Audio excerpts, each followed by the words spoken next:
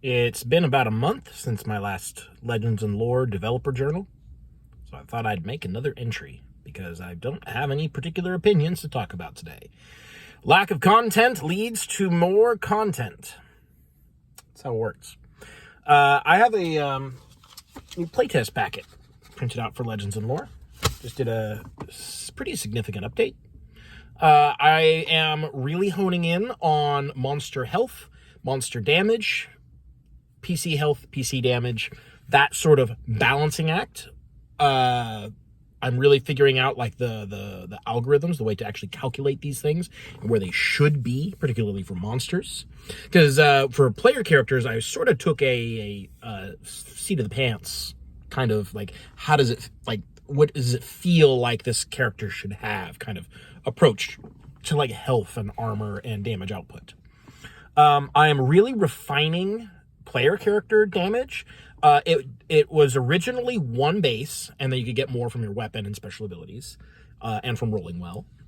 And then I decided that like the benefits of those things was too big and too important, and they became mandatory, which sort of narrowed and limited character options in practice. Because like, yeah, technically you didn't have to take damage abilities, but if you don't, you are not contributing to any fights, because the monsters have to have so much health and so much armor to keep up against characters who did take those options that you're just not contributing meaningfully.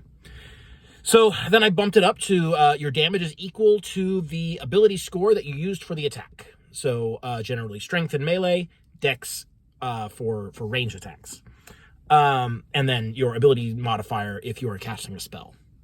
And that is better, but there is still a wide gap between characters that do a lot of damage and characters that don't do a lot of damage.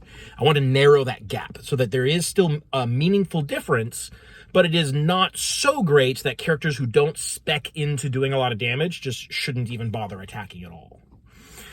So what I've got now is that player characters do damage equal to half their level. Rounded down, minimum of 1. So a first level character does 1 damage, second level character does 1 damage, third level character does 1 damage, but at fourth level you get your second point of damage. Your base damage goes up to 2, and it goes up again at 6th, 8th, and 10th. And then the normal bonuses from rolling well, from having class abilities, from your gear, these things still add on to that as normal. So that has opened up a lot of, or it hasn't opened up, but it has allowed me to sort of like focus in on the amount of health that a monster should have. So now monsters have health equal to their level, and in general, you're going to be facing monsters of your level or lower. You aren't usually going to be facing monsters more than like 1, maybe 2 levels higher than yourself. So that means that without any other modifiers, a player character should kill a monster in 2 successful attacks. A standard monster. And then there are elite monsters that have twice as much health. So that's 4 attacks, or probably an attack from every member of the party. Or if you are, and you can enhance your damage with like class features, special abilities, things like that, up to about doubling it, or maybe a little bit more. So like a character who's very spec'd into damage might be able to kill a standard monster in 1 hit. That's cool. An elite monster has twice their level in health.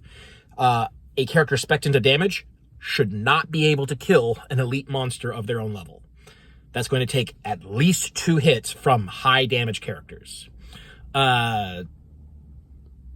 Or, probably like 1 attack from everyone in the party, or thereabouts, And then you have boss monsters, who have health equal to their level times the number of characters in the party. So, against a party of 5, a level 5 boss monster has 25 health. Each of those level 5, or each of those characters is doing half their level in damage plus bonuses. So they're all doing 2 damage base, which means if they all do one successful attack with no bonuses at all. That is, no one has spected a damage. They'll do about 10 damage to this guy after one action each. For a boss monster, that seems pretty good to me, because that's 40% of his health. That means the fight should last another round and a half, approximately. But realistically, you're going to have stuff like the Rogue and the Sorcerer and the Paladin, who are all doing like a lot of extra damage on top of their baseline damage. So you're probably looking at about 2 full rounds of actions to kill a boss monster. And then I'm also coming up with rules for, like, mind you, I didn't have these before. I was just sort of like making it up on the fly and seeing how it worked out. But I am now coming up with rules for actually structuring a dangerous encounter, a fight, if you will. And like how many monsters of what levels and what types is considered fair. And I'm establishing that now. So that's the stage that I'm at, is like encounter building. The encounter building rules, which are rules for the GM, really. Because the players don't need to know these algorithms. The players just need to know what their character sheets say. The GM needs to know what the relevant numbers are to be able to calculate what the level of a monster is. Because, you obviously are going to want to make up your own monsters. I've been making up monsters off the fly. Like, for the most part, I've done like a green dragon. I've done kobolds. The very, very first fight was a Mind Flayer riding a beholder. But other than that, all the monsters and enemies that I've been using have pretty much been like custom monsters. Like, or I guess I did use ogres once, a pair of ogres. But like, there's like a plant creature in the shape of a dragon. So it was like this sort of pseudo dragon thing. This monstrosity that had been created out of plant material. There is a sort of like squid-like mind grabber thing that was on one of the NPCs that had taken over. They knocked it off, and now it's doing like psychic attacks at them. It was the servant or a minion of the Mind Flayer. What else did I do? Oh, I did this is good. I did a Tyrannosaurus Hyperrex as an encounter. So I thought that I'm going to present this thing, and the party is clearly going to run away. They're not going to fight it. And we're going to have this like cool chase scene through the forest where it's chasing them, and they have to like get away and hide to avoid its notice, and they'll lose it, and then they'll move on. No, they're like, we're going to kill that. And they're like, oh no, they might die.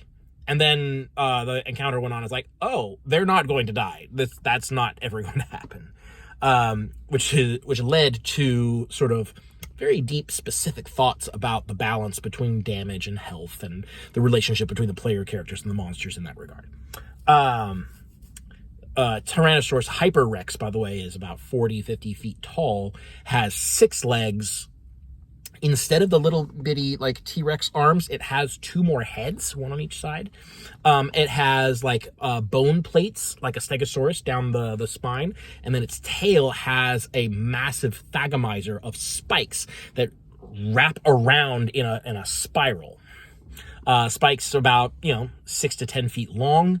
Those spikes did hit one of the player characters. They took 10 damage and soaked it down to a manageable level. And I was like, that's a lot of soak. Considering that, you've got like, 8 health max? And you just got hit for 10 damage and you've taken maybe 2? I'm going to have to do something about that, aren't I? That's because so here's the thing. I actually really like how tanky the fighter is. One of the player characters is a fighter. And I really like how tanky he is. I like how slowly he's losing health. Because one of the things that I knew that I wanted to do as I was launching into making this game was that I wanted to make the tanky characters really feel tanky. I wanted them to actually feel tough. Because you play a tanky character, barbarian, paladin, fighter, what have you, in like 5e, are you tanky? You're not really that tanky. Considering how much extra damage you're going to be taking compared to the rest of the party, you are not that much, you don't have that many more hit points, if any at all. You're taking a lot more damage than you would if you were just staying back. I didn't want that to be the case here in Legends and Lore. The tanky characters are supposed to be the best suited characters for taking damage, the most efficient way for the party as a whole to take damage. Because the party as a whole mostly doesn't have the option to not take damage. This isn't the kind of game where you can avoid taking damage altogether. You just kind of have to like pick and choose what's the best way for us to take that damage in the most efficient way possible. And that is generally by having your fighter or your paladin or your barbarian take the damage instead of someone else, which there are mechanics to ensure that that happens.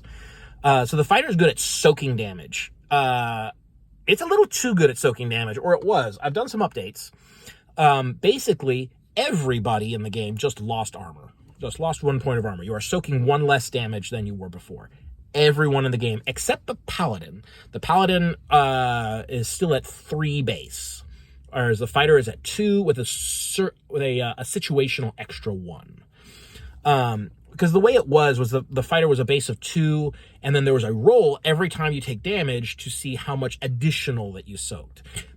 Nearly always it was 1 or more, which made the fighter actually more armored than the paladin, which isn't what I wanted. For other reasons, because I have this sort of concept in my head that the paladin is like the hard target. It's very difficult to deal damage to them at all. The barbarian has a lot of health. It's the soft tanky target. So there's a lot of like ablative health and it gets more and more healthy. It's actually the only class in the game whose health scales with level. Everyone else has just static health. And then the fighter is somewhere in between. Where the fighter has more health than most people, but its health doesn't scale like the barbarian. It has more armor than most people, but it doesn't have as much armor as the paladin. But it has more armor than the barbarian. I don't think it does have more health than the paladin. I don't remember, but now what I've done is I've made the fighter actually just better at interposing itself. It gets more armor if it is defending an ally than if it is just getting hit by itself, which I think is a cool mechanic. And I can't wait to see how that works out. That's a brand new thing. So yeah, that's more or less where I'm at with Legends and Lore. I've also done some reworks on weapons and other gear. Specifically, like the relationship between like weapons and their wear. The way it was before, you had your base weapon, which had a flat cost. And this goes for like spell foci and armor and shields. So any kind of gear with wear boxes, you would have a base value, and then it's like 50 gold for every tag that you want to add, and then 10 gold for every wear box that you want to use. And most tags require you to mark off wear boxes in order to use them. This is fine, but it makes gear kind of complicated.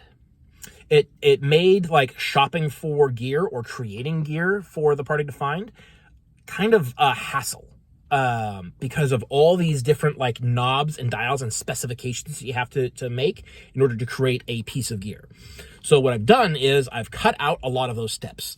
Gear has a lot less, granularity to it. So now gear just has tags. The wear is calculated automatically. Armor wear boxes are based on whether it is light, medium, or heavy. I want to say light has 3 wear boxes, medium has 5, and heavy has 7, or it's something like that. And then weapons and spell foci have wear boxes equal to your level. So every time you level up, all of your gear increases in the amount of wear capacity that piece of gear has. Which does mean that if you pass off a piece of gear to an ally, if they are higher level than you, because the levels can vary a bit, because you have individual XP triggers. If you pass off to someone who's higher level than you, they may be able to use it more than you can. If they pass it back to you after it's gone past your wear capacity, well, you just can't use any wear on that. That's all right. So higher level characters are actually better at using their gear, which I think is kind of cool, and also saves you the trouble of having to decide how much wear you want to invest into your item. Shields still have adjustable wear, I believe. It's right here. I can just look. Yes, shields still have enhanceable wear, for 10 gold apiece. And then they also have a pretty short list of tags that can be added. Each tag does a special thing and like gives you usually more things that you can spend that wear on in various circumstances. But weapons, armor, shields, and spell foci, which are the 4 types of gear, they all have a base use. So even if you have no tags, except for now, hang on. So even if you have no tags, there's a base use for spell foci, for armor, and for shields. Weapons, I was waffling back and forth between this. I was going to give them base functionality, but then I decided no, weapons are too varied, and the base functionality that I was going to give them was already a tag. So I thought, why not just give weapons a free tag? For 50 gold, when you buy a weapon, like baseline weapon, 50 gold, you get a tag. Or you increase its load, which is how much space it takes up in your inventory, and make it 2-handed, and now it has 2 tags. Simple. 2-handed weapons have an extra tag for free. One-handed weapons have 1 tag for free. Every additional tag increases the value of the item by 50 gold. Easy. It's so easy. So now shopping for items isn't how much do I want to spend on tags versus how much do I want to spend on wear? Because like too many tags, not enough wear means you can't use all those tags. Too much wear, not enough tags makes the item not very versatile. No, just pick your tags. So gear literally is just like, is it a weapon? Is it a shield? Is it, what do you call it? Weapon, shield, armor, or spell focus? And how, what tags does it have? Shields still have enhanceable wear.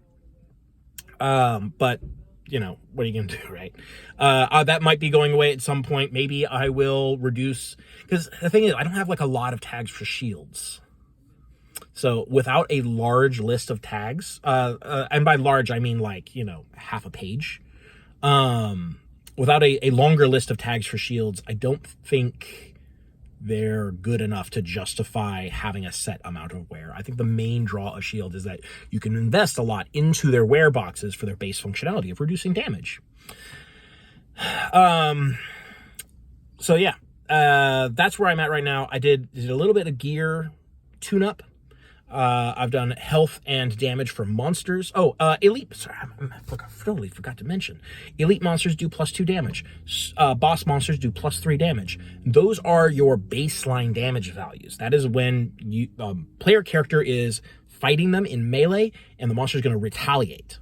That's your baseline damage. Special abilities can do more or do less or add extra special effects and things like that. So, like, the monsters are not literally just a level which calculates its hit points and damage.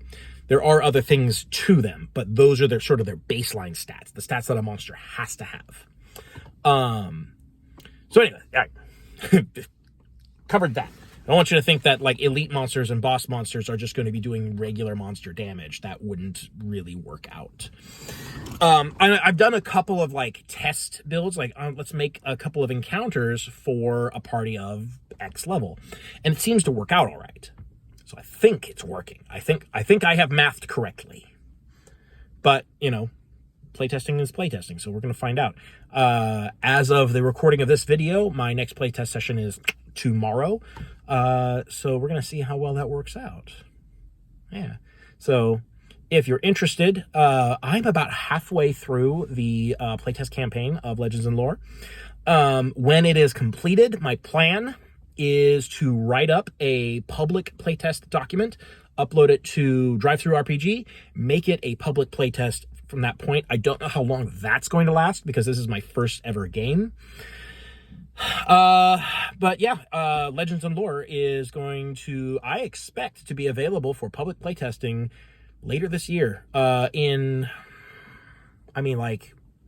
optimistically 2 or 3 months, because we have to finish the campaign and then I have to do a bunch of writing. And my writing, I do writing real slow. And I'll probably do some fiddling with the system in the meantime because I can't stop myself. I have a problem. I fiddle with mechanics. I'm a fiddler.